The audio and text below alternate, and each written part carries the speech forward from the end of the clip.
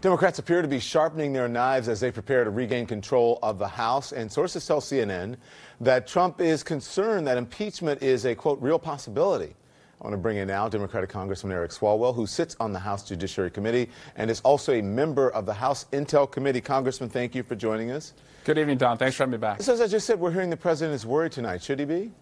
What is this guy just learning constitutional law for the first time? If you commit a bunch of abuses in office, you get a free pass? Is that what he thought? I mean, Don, that's crazy. The days of presidential immunity are over. We're going to conduct fairer investigations than he deserves, but there's not going to be a rush to judgment here. We're going to put together an impenetrable case, and if he crossed the line, he'll be held accountable. But first things first, we also think we can collaborate with him on immigration, on infrastructure, on the DREAM Act, on the Voting Rights Act. So there's a lot that's going to be happening in the next couple of weeks. So for people who think, oh my gosh, they're ready now, the knives are sharpening, and they wanted the impeachment isn't all, you know, they're going to do it. What do you say?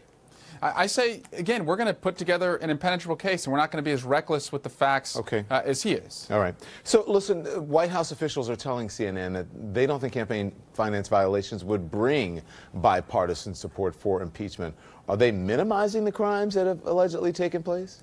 I see it as propensity evidence, and in the law that means that shows that maybe a prior bad act, like paying off a porn star, would show that he acted in similar ways in other situations. So I don't necessarily think we should go all in on that payoff, but I think it does show that this shadowy operator and the people around him probably did the same thing when it came to Russia, when it came to Saudi Arabia, when it came to China, and that's really where we should be looking. Can you imagine, I mean, when you said paying off a porn star, it is hard to believe that that's what we're talking about with the President of the United States, right? Yeah, but I also think, Don, that looking at what happened with the Clinton impeachment trial and that he came out even stronger, we don't want to martyrize President Trump, especially when there's a lot more alarming conduct that actually affects people in their everyday lives that we should be looking to stop and intervene where we can. So, Congressman Jerry Nadler, I just want to play this, what he said about the SDNY prosecutor's allegations that Trump directed his attorney, Michael Cohen, his fixer, to commit a felony by paying off 2 women over alleged affairs. Here it is.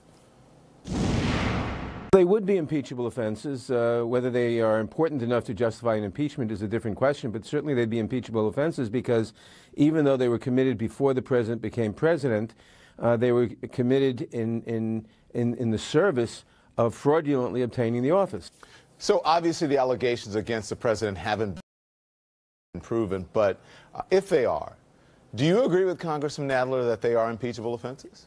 I think that they're instructive as to the way that he works. If this is all we have, I would say we shouldn't hang our hat on that. But I think we should look at this in the light of this is probably how he conducted himself in his business and personal life. And so we should get his taxes, take an MRI to his finances, understand if he's making decisions based on his financial interests rather than traditional American values. Yeah. Listen, I'll ask you a similar question, same question but a different way that I asked a moment ago. A lot of Democrats are eager to impeach the president but have no idea what the final report from the special counsel's office, what will it entail. Do you think that Democrats should stop all the impeachment talk until then? As it relates to Russia, we should wait for Bob Mueller's report. But we should still get his taxes. We should still see, when it comes to the Jamal Khashoggi case, which is happening in real time, and we see his prior financial relationships with the Saudis, and that's driving his decisions here, we should understand that. And Don, we can't forget that he received a $500 million loan from the Chinese during the same week that he eased sanctions on a Chinese company. So there's a lot to look at, a lot of financial entanglements he has. And again, the days of getting free passes on those are over. Congressman, where do you come down on a sitting president being indicted? Because, you know, there's back and forth. Oh, well, he can or he can't. Where do you come down with this?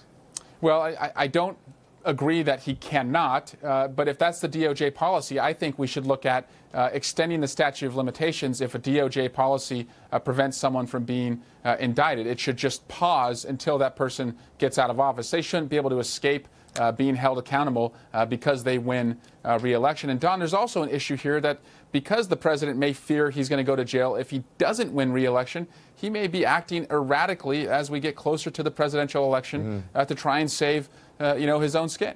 Congressman, I want to play what the former FBI Director James Comey said in a live audience at New York City's 92nd Street Y about the possibility of impeachment.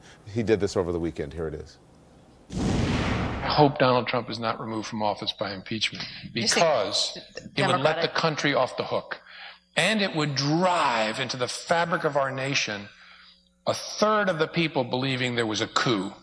And we need a moment of inflection where we all get off the couch and say, that is not who we are, and in a landslide, rid ourselves of this attack on our values. I think a lot of people feel that way. Do you think he has a point? He does have a point, Don, and if I had my way, we would impeach him at the ballot box and prove that democracy works.